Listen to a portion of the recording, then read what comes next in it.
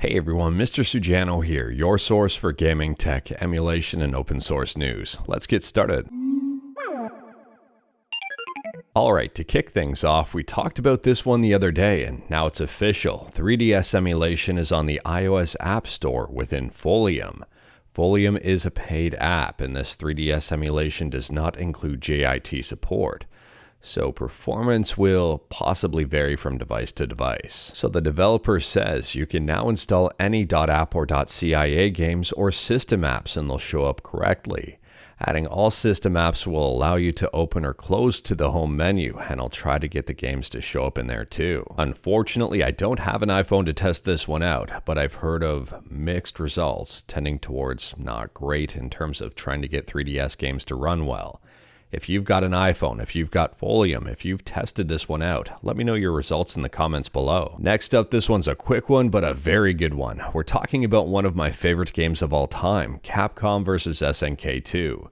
Now, this game has been released on a whole bunch of different systems. It is available in English. However, on the Sega Dreamcast, there is no English version available. And someone here may be in the process of translating it. Now, Derek says he has just been poking around and no promises, but it's not looking too shabby so far. I am very excited about this one. I'm hoping this patch comes to fruition. Next up, if you're a fan of Crash Team Racing on the PlayStation 1, you may be a fan of this announcement. I'll drop a link to the launch trailer in the description below, and I do recommend checking it out. OnlineCTR is live. So the description of this one says OnlineCTR is finally playable after 5 years of research and development, made possible by the entire modding and decompile team, plus some bonus network engineers, plus 100 plus beta testers, plus volunteer server hosts.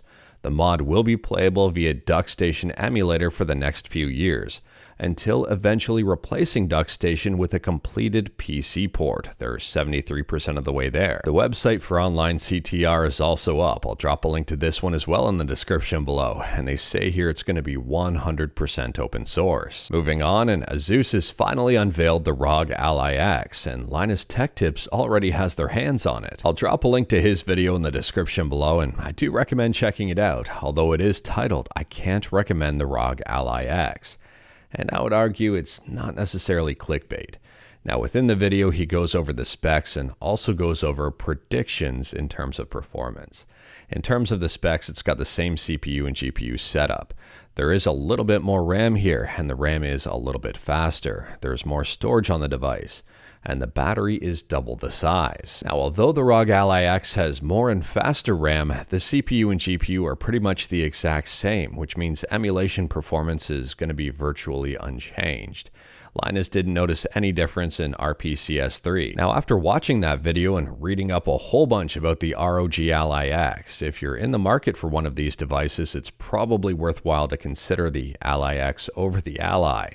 If you've already got an Ally, I would argue it's probably not worthwhile to upgrade to the Ally X. And the big question is still out there in terms of quality.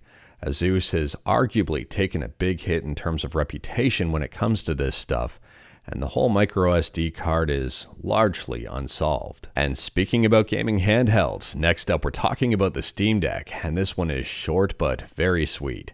Gaming on Linux reports that the Steam user base on Linux has broken the 2% barrier, and this is largely thanks to the Steam Deck. I mean, unless I'm reading this data wrong, it appears that 45% of people gaming on Linux are using a Steam Deck. That is a very huge chunk. Next up, I've got a quick update for you about PSP emulation on iOS with PPSSPP.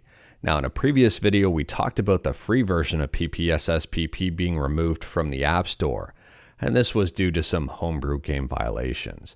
Anyways, the gold version is still up there, the new version has passed, and they're waiting on the free version to be approved from Apple. Now, the crazy part about this is that both the free and paid version of PPSSPP are the exact same. I'm not joking with you. The only difference is the logo. So with the paid version, you're supporting the developer, and as a reward, you get the gold version. That's the only difference. The free version, though, is stalled and it's not getting approved. So the developer flat out says they're trying everything to get the free version up again. They've responded to the complaint and taken down most things from the homebrew store. They've requested an expedited review and they've sent a new version for review. but nothing seems to work. It's been 4 days since the takedown. Now, on top of that, the developer says in their opinion the complaint is actually incorrect because they don't believe anything previously on the Homebrew store actually did infringe on any copyright. Now, if I'm not mistaken, the free version of PPSSPP was one of the most popular apps on the App Store. And the fact that it got taken down and he's having trouble getting it back up and it doesn't seem like there's a lot of attention on it is really concerning. You think that Apple would prioritize getting a top app back on their store. So I guess if you've worked with Apple before and know the process to get apps on the App Store, or possibly have overcome some hurdles, you may want to reach out to the developer of PPSSPP and give them a hand. Next up, this one's a quick one and a weird one. It appears we're getting news of Grand Theft Auto 7 before we even get Grand Theft Auto 6. According to this tweet here, it says GTA 7 has been acknowledged for the first time by Rockstar's parent company, Take-Two, during an interview. Let me know your thoughts about this one in the comments below. And last up here, if you're a fan of fan-made game translations, you may want to check out this video. I'll drop a link to it in the description below. It's the monthly Game Fan Translation recap of May, and there's quite a bit of good stuff in here. Now, we've talked about some of this stuff in previous videos, but in fairness, there's some stuff in here we have not talked about. And who knows, maybe there's some games in there you've never played before and are now accessible thanks to an English patch. But anyways, that is all I've got for you in this one. Straight to the point, all stuff and no fluff. We talked about a bunch today. Let me know your thoughts about absolutely any of it in the comments below. If you like this video, leave a like. If you didn't like this video, leave a like. Hit that subscribe button, check out my other videos. Don't tempt fate, save your state.